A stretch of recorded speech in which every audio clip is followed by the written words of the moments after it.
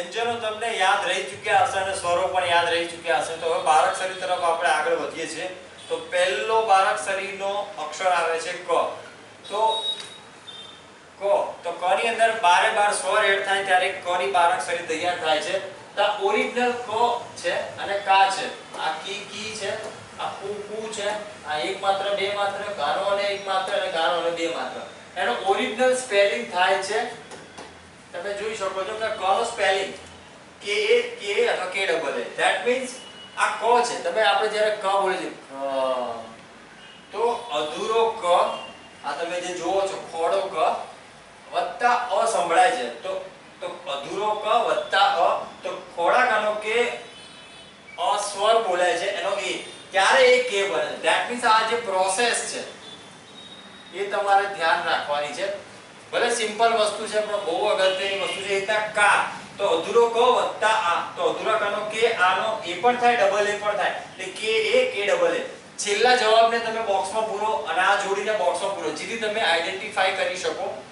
એના પછી આવે છે કી. તો અધૂરો ક, નાનો ઈ મોટો ઈ, અધૂરા કાનો કે, નાના ઈ મોટા ઈ નો આઈ ડબલ ઈ, કે આઈ કે ડબલ ઈ. કુ અધૂરો ક, નાનો ઉ મોટો ઉ, અધૂરા કાનો કે, નાનો ઉ અને મોટા ઉ નો યુ ડબલ ઓ, એટલે કે યુ કે ડબલ ઓ. ઓકે, આ જે બે જોડી હતી એ જ છે.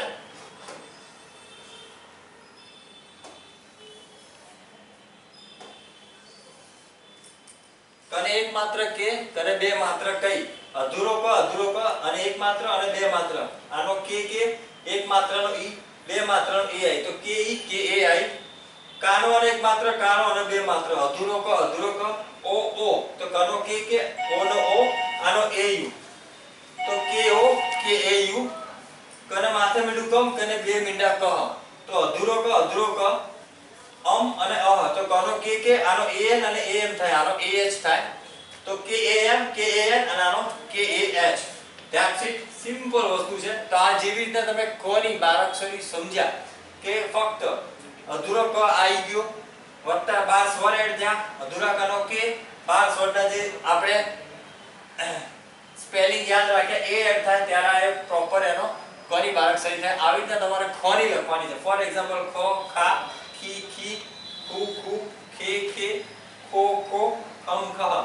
અધૂરો ક એટલે કે ખોડો ખ વત્તા આ તો એનું એ જ રહેશે અ આ ઈ, તો એ કે ની જગ્યાએ kh આવી જશે અને 12 સ્વર એડ થશે ત્યારે એક ક ની આ ખ ની બારાક્ષરી તૈયાર થશે. એટલે ગ ની અને છેક શ સુધી તમારે બારાક્ષરી લખવાની છે. અને પછી આપણે નામકરણ એટલે કે નામો લખવાના છે. પહેલા સિમ્પલ, પછી થોડા મીડિયમ અને પછી જે ડિફિકલ્ટ નામ કેવી રીતે આપણે લખી શકીએ છીએ ઉચ્ચારણ સાથે એ શીખીશું. તો હું માનું છું કે તમને વ્યંજનો યાદ રહી ગયા છે, સ્વર યાદ રહી ગયા છે, તમે બારાક્ષરી સમજ્યા છો. પૂરેપૂરી બારાક્ષરી શાંતિથી દરરોજ વધારે નહીં પણ 10 મિનિટ કે 30 મિનિટ તમારા સમયની અનુકૂળતા પ્રમાણે આ લખો અને લખશો તો જ તમારી લોંગ ટર્મ મેમરીમાં સ્ટોર થશે. ભલે થોડું લખો, 5 મિનિટ લખો, 10 મિનિટ, તમારી સમયની અનુકૂળતા પ્રમાણે લખો. અને જો તમને કોઈ ક્વેશ્ચન હોય તો અમારી ચેનલ છે Shri Kesar English world. My name is Chetan Nayak. 9586580222.